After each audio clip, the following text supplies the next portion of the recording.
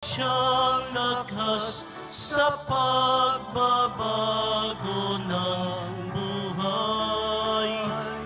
Halin naman, anak ko, pag-ibig mo sa midulot sa taong lumilimot,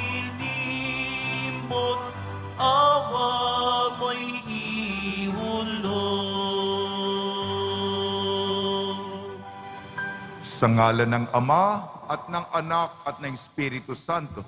Amen. Ang pagpapala ng ating Panginoong Jesucristo, ang pag-ibig ng Diyos Ama at ang pakikipagkaisa ng Espiritu Santo naway suma inyong lahat. At sumaiyo rin. Nasa panahon po tayo ng Adbyento, naghahanda po tayo sa napakasayang Kapaskuhan. Nawa mabuklod ang ating mga pamilya at tayo'y kasama ni Jesus upang ang ating mga pangarap para sa ating mga mahal sa buhay ay matupad. Ginugunita natin si Santa Lucia, dalag at martir.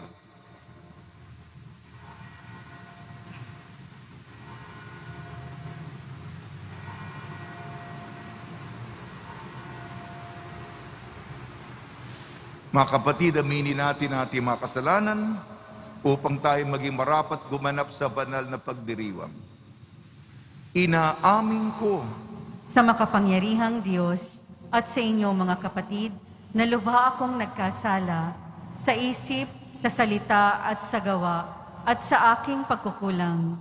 Kaya'y sinasamo ko sa mahal na Birheng Maria, sa lahat ng mga anghel at mga banal, at sa inyo mga kapatid, na ako'y ipanalangin sa Panginoong ating Diyos. kaawaan tayo ng makapangyarihang Diyos, patawarin tayo sa ating makasalanan at patnubayan tayo sa buhay na walang hanggan. Amen. Panginoon, kaawaan mo kami. Panginoon, kaawaan mo kami. Kristo, kaawaan mo kami. Kristo, kaawaan mo kami. Panginoon, kaawaan mo kami. Panginoon, kaawaan mo kami. Manalangin tayo. Ama naming makapangyarihan, ang pagdalangin ni Santa Lucia, ang dalag at martir, ay siya nawang tumangkilik sa amin upang ang pagdiriwang namin ngayon sa kapanganakan niya sa kalangitan ay siya ring aming makitang para sa amin kailanman sa pamamagitan ng Kristo kasama ng Espiritu Santo magpasawalang hanggan.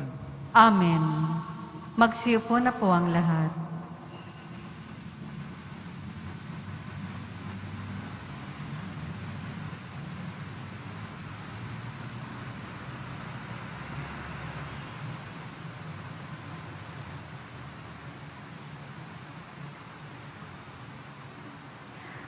Pagbasa mula sa aklat ng mga bilang. Noong mga araw na iyon, nakita ni Balaam ang kampo ng Israel. Sama-sama bawat lipi. Nilukuban siya ng Espiritu ng Panginoon at siya'y nagpahayag. Ang pahayag ni Balaam na anak ni Beor, ang pahayag ng taong may malinaw na paningin. Ang salita ng nakikinig sa salita ng Diyos, nang nakakakita sa pangitain buhat sa makapangyarihan. Nang mabulagta sa lupay, gayunmay nanatiling malinaw ang paningin. Anong ganda, o Jacob, ng iyong tolda, kay inam, o Israel, ng iyong tirahan. Wari kapatagang napakalawak. Parang hardin sa baybay ng batis, wari punong kahoy na mabango, itinanim ng Panginoon. Matataas na punong sedro sa tabi ng mga bukal. Ang tubig ay umaapaw sa lahat niyang sisidlan. Kapangyarihan niya'y madarama sa lahat ng lugar. Ang hari niya ay higit na malakas kaysa kay Agag, at ang kaharian niya ay napakalawak. Muling nagpahayag si Balaam, ang orakulo ni Balaam na anak ni Beor, ang orakulo ng taong may malinaw na paningin. Ang pahayag ko na nakikinig sa salita ng Diyos at nakababatid sa kalooban ng kataas-taasan. Nakikita sa pangitain ng makapangyarihan. Maaring mabuwal ako, gayon may malinaw ang aking paningin. Nakikita ko, ngunit hindi ngayon. Siya'y aking namamalas, ngunit hindi sa malapit. Isang tala ay sisikat mula sa lahi ni Jacob. Lilitaw ang isang hari mula sa lipi ni Israel. Ang salita ng Diyos. Salamat sa Diyos. Poon, ako'y gabayan mo sa landas patungo sa iyo. Poon, ako'y gabayan mo sa landas patungo sa iyo. Kalooban mo'y ituro, O Diyos, ituro mo sana sa abamong lingkod. Ayon sa matuwid, ako ay turuan. Ituro mo poon ang katotohanan, tagapagligtas ko na inaasahan. Poon, ako'y gabayan mo sa landas patungo sa iyo. Poon, gunitain pag-ibig mong wagas at ang kabutihan noon pa'y nahayag, pagkat pag-ibig mo'y hindi nagmamaliw. Ako sana poon ay alalahanin. Poon, ako'y gabayan mo sa landas patungo sa iyo. Mabuti ang poon at makatarungan sa mga salari, guro at patnubay. Sa mababang loob, siya yaong gabay at nagtuturo ng kanyang kalooban. Poon, ako'y gabayan mo sa landas patungo sa iyo. Magsitayo po ang lahat.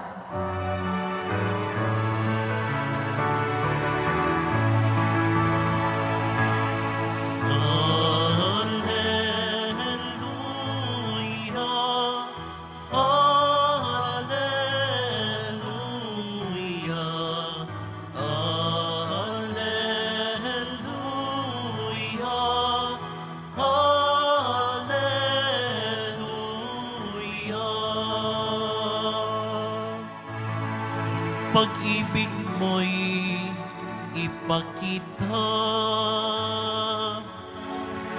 Lingapin kami tuwin na iligtas kami sa dusa.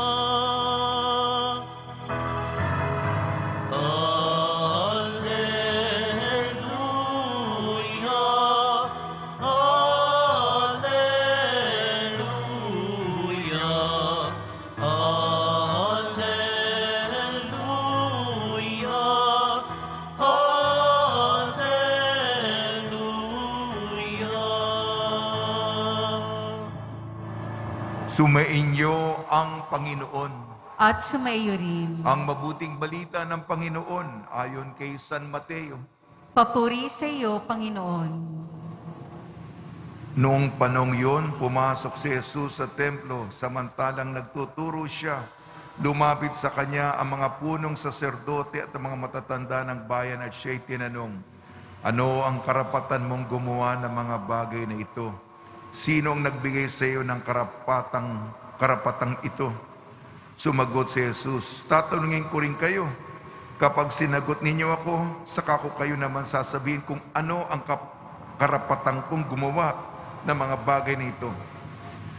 Kanino nagmula ang karapatan ni Juan upang magbinyag? Sa Diyos ba o sa tao? At sila'y nag-usap-usap. Kung sasabihin natin mula sa Diyos, sasabihin naman niya sa atin, bakit hindi niyo siya pinaniwalaan? Ngunit kung sasabihin natin mula sa tao, baka naman kung ano ang gawin sa atin ng bayan, sapagkat kinikilala ng lahat na si Juan ay isang propeta. Kaya't sumagot sila kay Jesus, hindi namin alam. Sinabi niya, hindi ko rin sasabihin sa inyo kung anong karapatan kong gumawa ng mga ginagawa ko. Ang mabuting balita ng Panginoon. Pinupuri ka namin, Panginoong Hesukristo. Magsiupo na po ang lahat.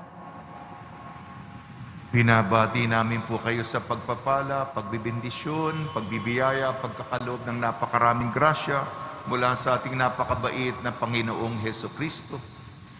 Nasa pandemya po tayo, marami na tayong mga pagsubok sa buhay, ngunit mahabagin ang Diyos. Kaya nga naman, ipagdasal natin na itong Pasko, sapagkat napakaganda, napakahiwaga ang Pasko.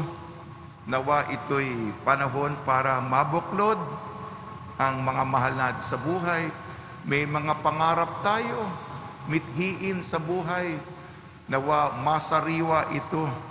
Ang pinaka mahusay sa atin ay lalo pang lumitaw. Ang mga talentong ibinigay sa atin ng Panginoon ay maggamit natin para sa iba. Pagnilayan po natin ang mga pagbasa, unang pagbasa, aklat ng mga bilang. Ito po sinasaad sa diwa ng Adbyento, sa diwa ng preparasyon para sa Pasko. Sinabi dito na may darating na hari na pinaka-aabangan. May darating na bituin na siyang magbibigay liwanag sa kadiliman sa gabi.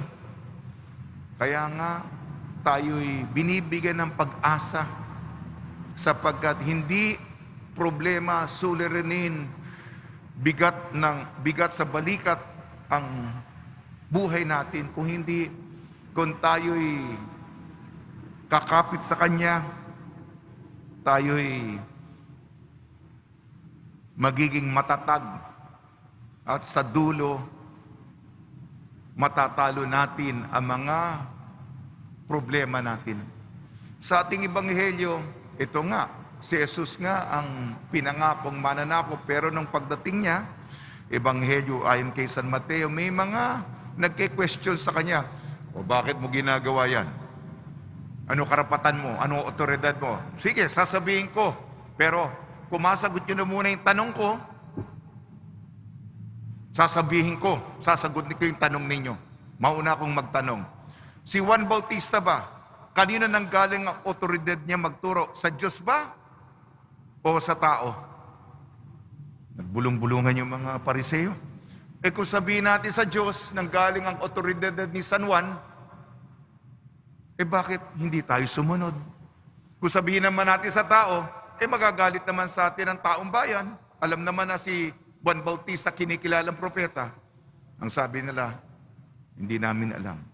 Pues, kung di nyo alam, hindi ko sasabihin sa inyo kung saan ang galing ang karapatan ko, otoridad kong gumawa ng kabutihan. Pero si Jesus ang ipinangako. Pinapakita niya, binibigay niya ng kakayahang makakita ang mga bulag, ang mga lumpo nakakalakad, ang mga bingi nakakarinig, mga kapansanan nawawala at may bagong kaayusan, may pag-asa. Si Santa Lucia po, dalagat martir. Ibig sabihin ng kanyang pangalan, Lucia, liwanag, ilaw. Tinuturo niya sa atin na si Jesus ang ating liwanag sa gitna ng kadiliman ng problema sa buhay.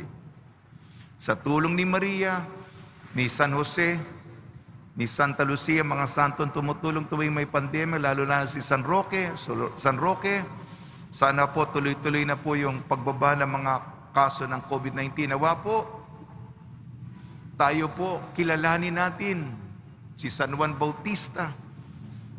Kilalanin natin si Jesus bilang ating tagapagligtas.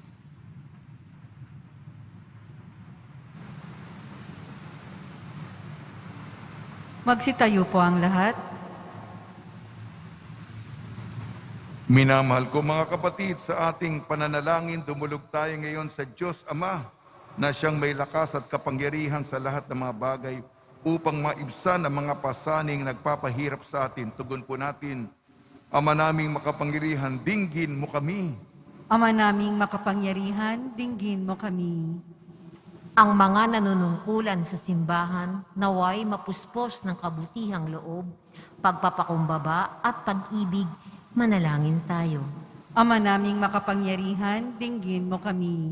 Ang mga may kapangyarihan naway magkaroon ng tamang gabay sa kanilang pagpapasya ng karunungang nakabatay sa pag-ibig, katarungan at katotohanan. Manalangin tayo.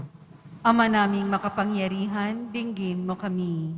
Ang mga magulang sa pamamagitan ng kanilang ginagampanang responsibilidad sa tahanan naway higit na hangaring magmahal at mahalin sa halip na magpairal ng pangingilag at takot. Manalangin tayo. Ama naming makapangyarihan, dinggin mo kami. Ang mga may sakit naway makatagpo ng kagalingan at kaginhawanan ng loob sa pamamagitan ng salita ng Diyos at mga sakramento. Manalangin tayo. Ama naming makapangyarihan, dinggin mo kami. Ang mga yumao naway matiwasay na makarating sa kanilang tahanan sa langit. Manalangin tayo. Ama naming makapangyarihan, dinggin mo kami. Ama naming nasa langit, nagagalak kami sa nag-uumapaw mong pag-ibig sa amin. Itatag mo ang iyong kapangyarihan sa aming piling at maging kasama kanawa namin sa daan ng buhay. Idinadalangin namin sa pamamagitan ni Kristong aming Panginoon. Amen. Magsiupo na po ang lahat.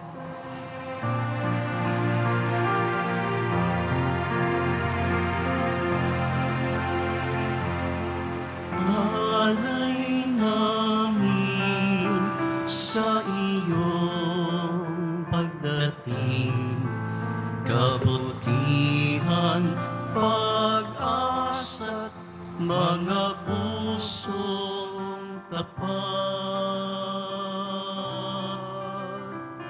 Samo namin ay iyong dinggin, galak at kapayapaan naway kamtin. Itong alak at tinapay, mga bungang alay, halo ng pawis at biyaya ng langit.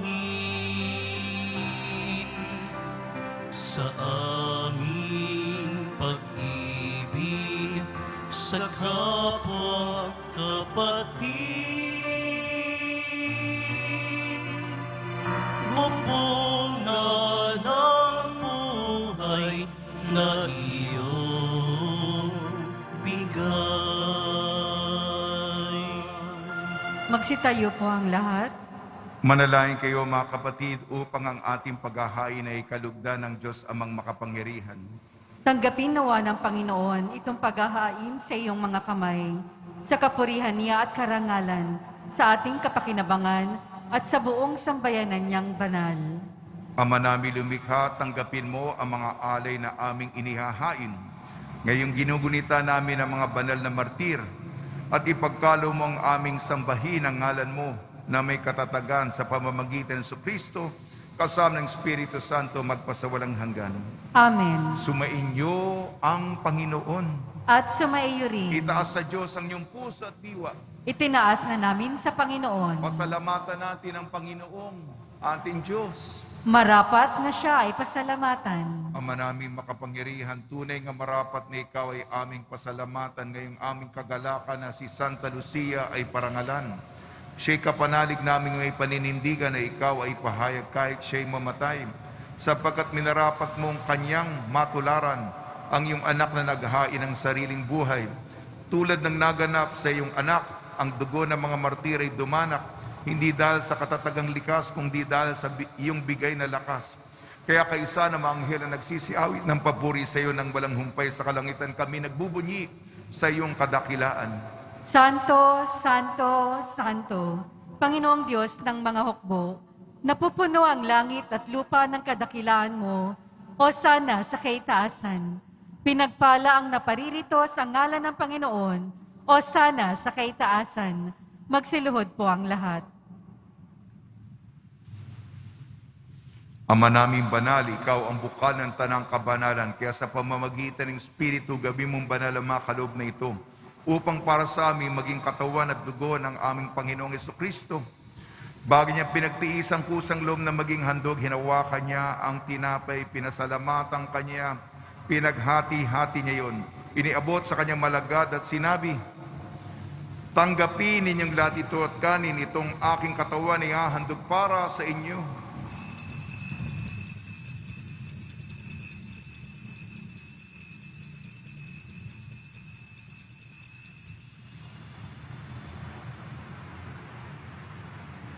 Gayun din naman matapos ang hapunan, hinawakan niya ang kalis, muli kanyang pinasalamatan. Inibot niya ang kalis sa kanyang malagad at sinabi, "Tanggapin ninyong lahat ito at inumin. Ito ang kalis ng aking dugo, ng bago at walang hanggang tipan. Aking dugo ni bubuhos para sa inyo at para sa lahat sa ikapagpapatawad ng makasalanan. Gawin ninyo ito sa pag-alala sa akin."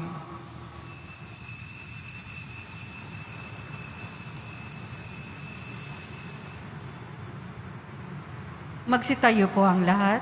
Ipagbunyi natin ang misteryo ng pananampalataya. Si Kristo'y namatay, si Kristo'y nabuhay, si Kristo'y babalik sa wakas ng panahon. Ang mga ginagawa namin ngayon ng pag-alala sa pagkamatay at muling pagkabuhay ng iyong anak. Kaya tiniali namin sa iyong tinapay na nagbibigay buhay at tangkalis na nagkakaloob ng kaligtasan. Kami nagpapasalamat dahil kami minarapat na tumayo sa harap mo para maglingkod sa iyo. Isinasamo namin kami magsasalo-salo sa katawan at dugo ni Kristo ay mabuklod sa pagkakaisa sa pamamagitan ng Espiritu Santo. Ang mga lingapi may simbahang laganap sa buong daigdig. Puspusin mo kami sa pag-ibig kaysa ni Francisco na aming Papa at ni Jose na aming Obispo at ng Tanang Kaparian. Alalahanin mo rin ang mga kapatid namin na himlay na may pag-asang sila'y muling mabubuhay, gayon din ang lahat ng mga pumanaw. Ipagdasal po natin ang mga yumao sa kapanahunan ng pandemya. Kaawaan mo sila at patuloyin sa iyong kaliwanagan. Kaawaan mo at pagindapati kami lahat na makasal sa iyong buhay na walang wakas kaysa ng mahal na Birhing Maria na Ina ng Diyos, Nuestra Señora de la Buena Hora, ng kabiyak na puso niyang si San Jose, kay San Apostol, Santa Lucia, San Aloysius Gonzaga, San Sebastian, San Lazaro, San Roque, San Juan Bautista at ang lahat ng mabanal na namuhay dito sa daigdig ng kalugod-lugod sa iyo. May pagdiwang nawa namin ng pagpupuri sa ikararangal mo sa pamamagitan ng anak na aming Panginoong Hesukristo. Sa pamamagitan ni Kristo, kasama niya at sa Kanya ang lahat ng parangal at papuri ay sa iyo, Diyos amang makapangyarihan, kasama ng Espiritu Santo, magpasawalang hanggan. Amen. Sa tagbubili naman nakakagaling na utos sa turo ni Jesucristo na Panginoon natin at Diyos, ipahayag natin ng lakas loob. Ama namin, sumasalangit ka, sambahin ang ngalan mo, mapasa amin ang kaharian mo, sundin ang loob mo dito sa lupa para nang sa langit. Bigyan mo po kami ngayon ng aming kakanin sa araw-araw at patawarin mo kami sa aming mga sala para ng pagpapatawad namin sa nagkakasala sa amin. At huwag mo kaming ipahintulot sa tukso at iadya mo kami sa lahat ng masama. Hinihiling namin kami iadya sa lahat ng masama, pagkalooban ng kapayapaan, araw-araw iligtas sa kasalanan at ilayo sa lahat ng kapahamakan. Samantalang aming pinananabikan ng dakilang araw ng pagpapahayag ng tagapagligtas naming si Jesucristo. Sapagkat iyo ang kaharian at ang kapangyarihan at ang kapurihan magpakailanman. Amen. Panginoon Jesucristo, sinabi mo sa iyong apostol, kapayapaan na iniiwan ko sa inyong aking kapayapaan na ibinibigay ko sa inyo. Tungyan mo ang aming pananampalataya at huwag ang aming mapagkakasala. At pagkalooban mo kami ng kapayapaan at pagkakaisahin sa iyong kalooban, kasama ng Espiritu Santo, magpasawalang hanggan. Amen. Mga kapatid, mga kaibigan, sumainyo po ang kapayapaan ng ating Panginoon. At sumayo rin. Magbigayan po tayo ng kapayapaan sa isa't isa. Kordero ng Diyos na nag-aalis ng mga kasalanan ng sanlibutan, maawa ka sa amin. Kordero ng Diyos na nag-aalis ng mga kasalanan ng sanlibutan, maawa ka sa amin. Kordero ng Diyos na nag-aalis ng mga kasalanan ng sanlibutan, ipagkaloob mo sa amin ang kapayapaan. Magsiluhod po ang lahat.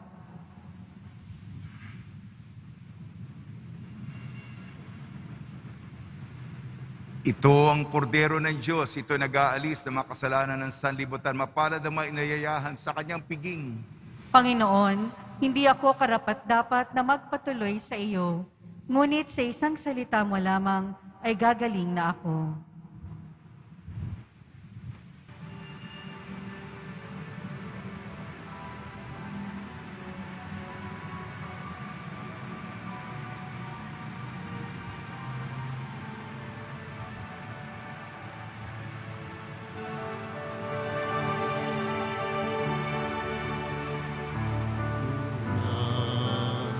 Sa ating pag-ising, may liwanag na magniningning, nadarama sa ihip ng hangin, hudyat ng kanyang pagdating. Sa kaniyang pagdating, liwanag niya'y magniningning, ililigtas ang buhay natin. Sa kaniyang pagdating, pag-ibig niya'y makakamtan. Kaligtasa'y naghihintay at pag-asang walang hanggan, nagagalak sa kaniyang pagdating.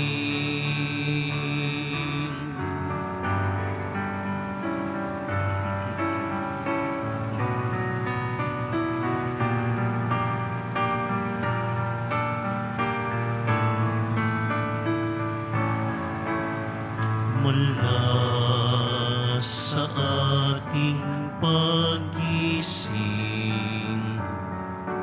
may liwanag na magniningning, nadarama sa ihip ng hangin, hudyat ng kaniyang pagdating. Ihanda ang ating sarili,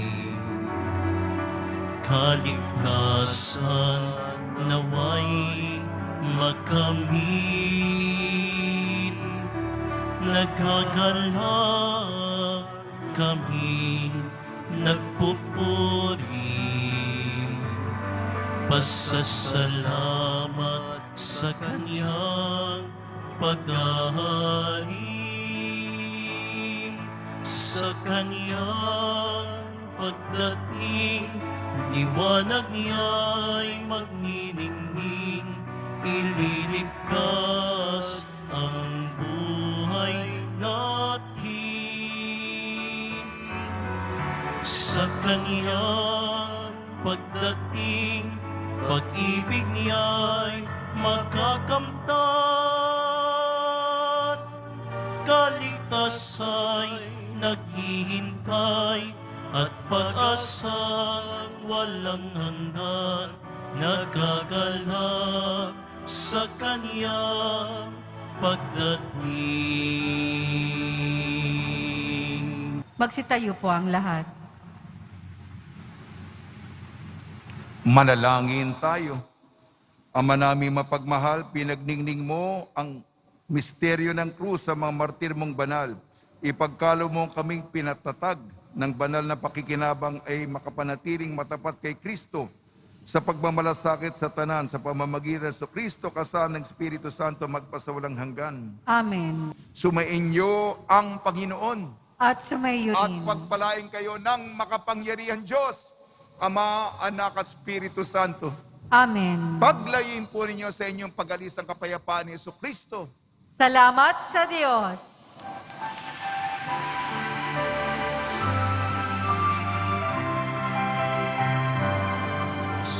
Padre Jesus Nazaret, Isamba ka namin, pinipinto ka namin, aral mo ang aming buhay at kaligtasan. Nuestra Padre Jesus Nazareno, iligtas mo kami sa kasalanan. Ang krusong kinamatayan ay sagisag ng aming kaligtasan.